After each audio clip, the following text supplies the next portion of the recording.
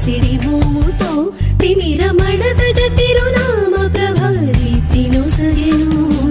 ముక్తి మార్గ జ్ఞాన తృష్ణ తీర్చివేయగా భక్తి భావజాల ప్రేమ సుధారసము పంచెను.